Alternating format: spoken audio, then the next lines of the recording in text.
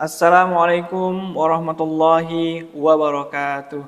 Halo teman-teman yang berbahagia, apa kabar? Semoga sehat selalu ya. Masih bersama dengan TBD Pedia, partner setia belajarmu. Alhamdulillah pada hari ini kita masuk ke episode berapa ya teman-teman ini ya. Kita cek dulu ya.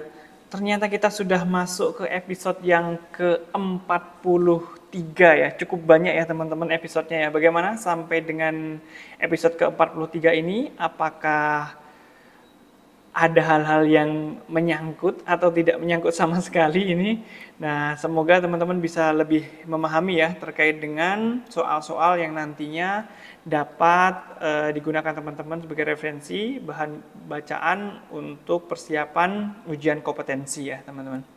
Baik, sebelum kita lanjut ya teman-teman bisa memberikan dukungannya dengan like, comment, dan subscribe ya. Kemudian bisa share juga kepada teman-teman yang lainnya supaya channel yang kita buat ini bisa berkembang dan lebih baik lagi ya. Baik, seperti biasa pada hari ini kita akan membahas ya terkait dengan soal-soal yang berkaitan dengan screening dan juga seleksi donor ya. Bagaimana teman-teman, apakah sudah siap? Oke, silakan teman-teman untuk mengambil alat tulisnya ya, mungkin buku ataupun pulpennya ya untuk mencatat jawaban nanti yang teman-teman bisa berikan ataupun nanti mencatat dari pembahasan yang sudah atau yang akan kita lakukan pada hari ini. Baik, sudah siap? Kalau sudah siap, kita lanjut ya untuk soal yang pertama.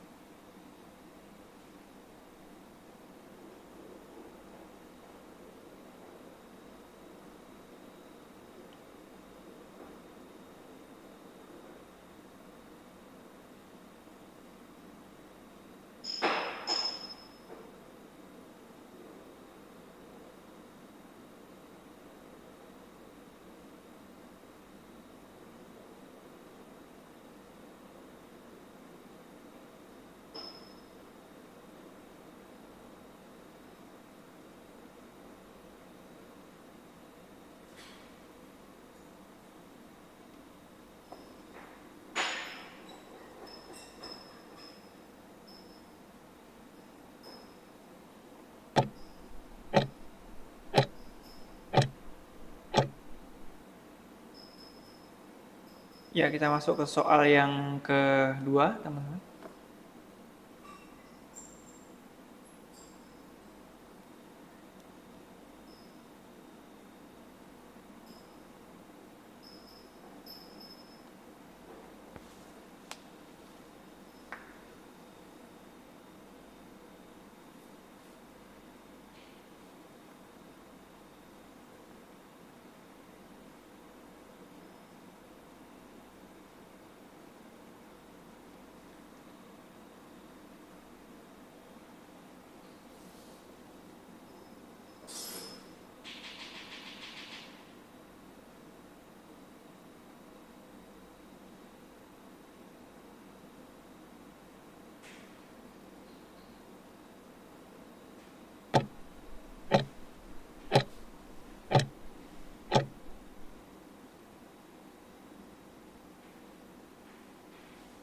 Ya, soal yang ketiga.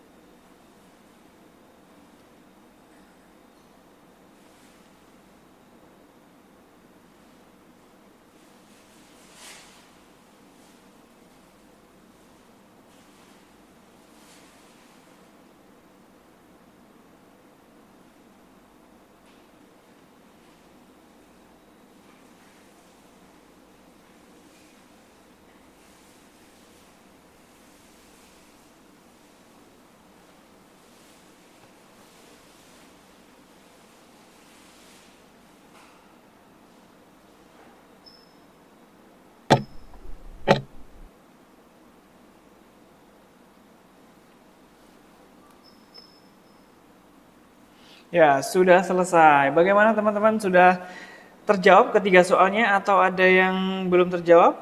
Nah, kalau ada yang belum terjawab, teman-teman ini boleh untuk diulang ya, diulang lagi untuk videonya sebelum kita masuk ke dalam pembahasan ya.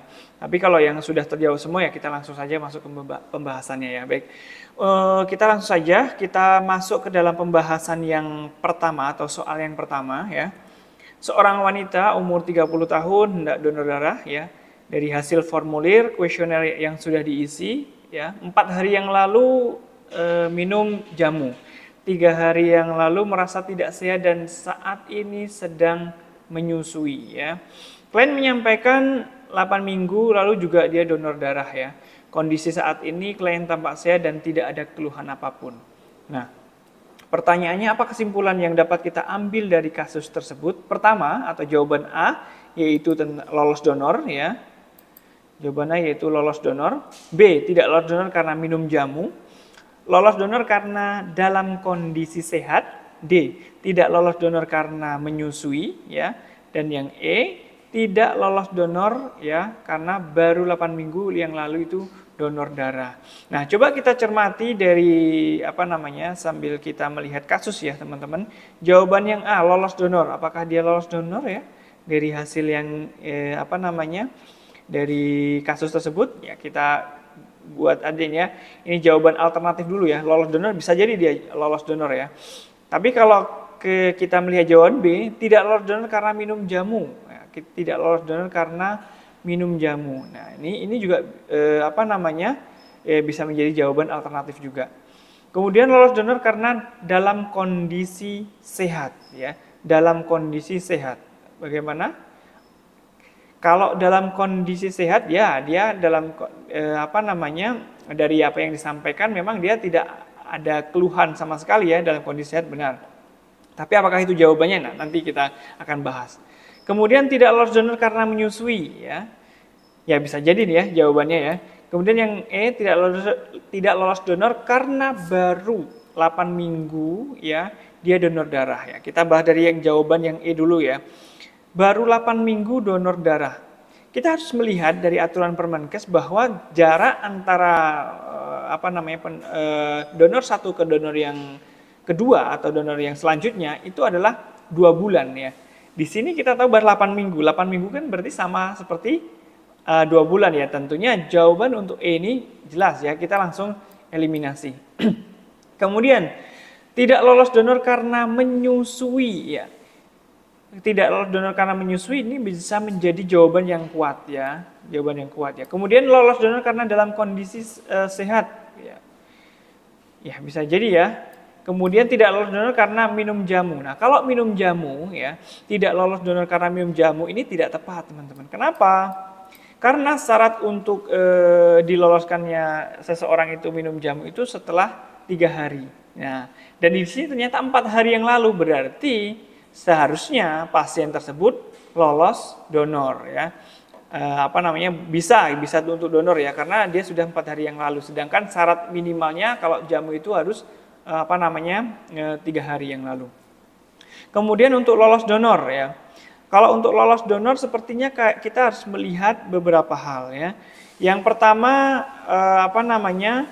yang kita lihat kondisinya kalau untuk jamu tadi tidak masalah ya. Kemudian 3 hari yang lalu merasa tidak sehat, berarti sudah berlalu ya. Merasa tidak nyaman, demam itu kalau misalkan dalam rentang 1 sampai 3 atau 1 sampai kurang dari 3 hari itu tidak masalah. Tapi kalau dia sudah lewat dari 3 hari itu tidak menjadi tidak menjadi pilihan untuk jawaban itu. Nah ini tidak masalah untuk kesehatannya. Kemudian saat ini sedang menyusui. Nah inilah jawaban yang paling tepat yaitu sedang menyusui. Kenapa kok sedang menyusui? Dalam aturan tentunya sedang menyusui ini salah satu indikator seseorang untuk tidak diloloskan mendonor darahnya ya. Karena untuk apa? Untuk pertimbangan kesehatannya. Kalau menyusuinya itu setelah artinya dia sudah menyusui aktif selama 2 tahun, kemudian setelah itu baru boleh diperbolehkan untuk melakukan donor darah lagi. Tapi apabila dia masih menyusui kurang dari 2 tahun atau dalam masa menyusui dalam masa yang efektif ya, ASI eksklusif itu kurang dari 6 bulan, ya tentunya itu tidak diperbolehkan. Nah, di sini di soal memang tidak dijelaskan bahwa dia menyusui secara ASI eksklusif atau bukan. Ya, tapi ketika dia mengatakan bahwa dia sedang menyusui di sini, tentu ini menjadi jawaban yang utama ya untuk soal yang pertama ini. Jadi jawaban untuk soal yang pertama itu adalah D ya, tidak lolos donor karena menyusui ya. Walaupun tadi ya soalnya ini masih perlu diinikan lagi ya teman-teman. Nanti kalau mendapatkan soal-soal seperti ini harus lebih kritis lagi. Oke, untuk soal yang kedua, seorang pria umur 30 tahun hendak donor darah. Hasil wawancara didapatkan minggu yang lalu, demam dengan suhu 40 derajat Celcius. Saat ini klien merasakan sehat ya. Hasil pemeriksaan didapatkan tekanan darah 120/60, HB 12,8, suhu 36, nadi 80 dan tidak tampak gejala dyspnea dan jaundice ya. Apa dyspnea dan jaundice masih ingat teman-teman? Dyspnea ya, sesak nafas ya, atau kondisi nyeri saat bernafas ya. Kemudian jaundice itu kekuning-kuningan ya, warna kulitnya itu seperti agak kekuningan terutama di bawah kukunya ya, pada kukunya itu terlihat kuning ya, itu bagian dari tanda-tanda suatu penyakit tertentu ya. Kemudian apa kesimpulan yang paling tepat untuk kasus tersebut ya? Ada jawabannya, ada lolos donor karena tanda-tanda vital normal ya. Lolos donor karena dalam kondisi sehat ya, ditolak sementara, dan yang E tidak lolos donor karena demam. Yuk kita telaah jawaban satu persatu ya. Untuk lolos donor ya, untuk jawaban A dan B ya, ini hampir sama ya. Jawaban A dan B sama-sama lolos donor ya. Hanya saja yang A ini tidak ada penjelasan, tapi kalau yang B ini ada penjelasan ya. Oke, ini bisa menjadi jawaban ya, bisa menjadi jawaban ya. Kita kita keep dulu ya. Tapi belum fix ya jawabannya. Kemudian yang C, lolos donor karena dalam kondisi sehat ya. Lolos donor karena kondisi sehat ini juga boleh ya. Masih kita pertimbangkan. Kemudian ditolak sementara ya, ditolak sementara kita coba nanti akan telaah ya. Kemudian yang E tidak lolos donor karena demam. Kalau yang E jelas ini yang harus kita langsung eliminasi. Apa? Karena dia kondisinya tidak demam, kondisinya dia normal. Nah, kemudian untuk yang lainnya bagaimana? Untuk jawaban yang A, B, C dan A, B, C dan D ini memiliki kemungkinan besar ya, jawabannya ada di situ. Tapi kalau kita lebih detail lagi membaca kasus ya, di situ ada kondisi di mana seseorang itu atau klien tersebut itu mengalami demam itu 40 derajat Celcius itu 1 minggu yang lalu. Di dalam aturan Permenkes ya, bahwa ketika dia demam lebih dari 38 derajat Celcius ya, itu boleh lolos donor apabila itu demamnya itu setelah 2 minggu. Tapi ternyata di sini baru 1 minggu. Berarti jawabannya apa teman-teman? Nah, jawabannya yang paling tepat di sini adalah ditolak sementara ya. Jadi kalau teman-teman ingat atau sudah pernah membaca ya di aturan Permenkes itu ada yang ditolak sementara dan ditolak secara permanen kan ya. Nah, di sini yang termasuk suhu yang lebih daripada 40 derajat ini apabila kurang dari 1 minggu itu masuk kategori dalam ditolak yang sementara. Jadi jawaban yang paling tepat di sini adalah D ya teman-teman ya. Oke, kemudian soal yang terakhir atau soal yang ketiga ya. Soal yang ketiga ini seorang wanita ya, umur 17 tahun ya, umur 17 tahun. Datang ke PMI untuk donor darah. Klien menyampaikan pertama kali donor ya, wanita ini umur 17 pertama kali donor. Dia mengatakan takut karena jarum suntik ya, takut jarum suntik. Kemudian klien juga sedang menstruasi ya. Kemudian dari hasil pemeriksaannya ada suhu 38 derajat, nadi 60, tekanan darah 120/70, HB 12,5.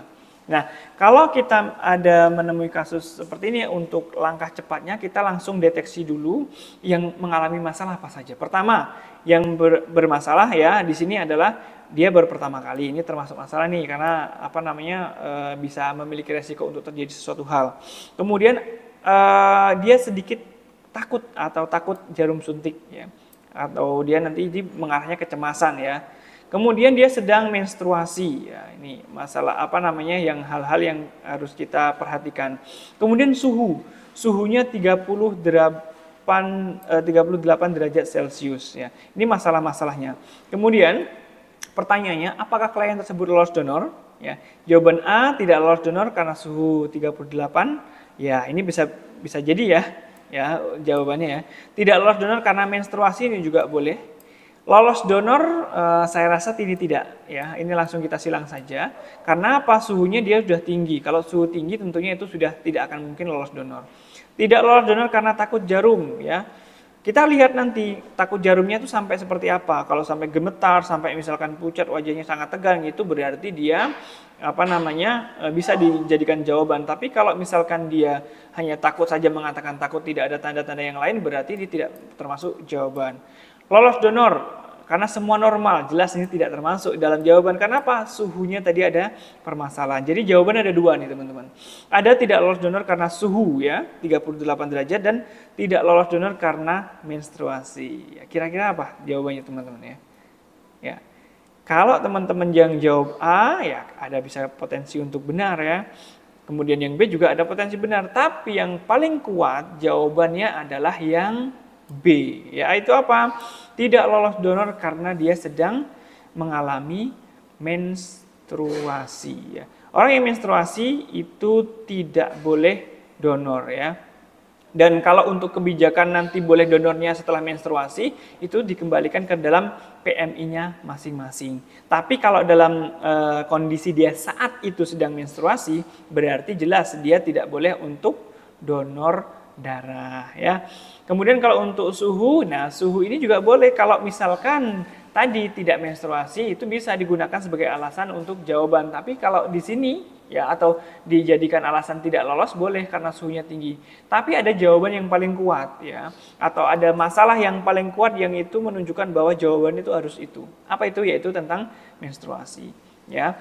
Jadi ini tidak boleh diganggu gugat ya. Jadi untuk jawaban yang paling tepat untuk soal yang ketiga ini adalah yang B atau tidak lolos donor karena menstruasi ya. Ya demikian teman-teman pembahasan soal ketiga dan ini pembahasan yang terakhir tentunya ya sedikit yang bisa kami sampaikan ini semoga bisa bermanfaat untuk teman-teman semua dan juga bermanfaat untuk kita ya.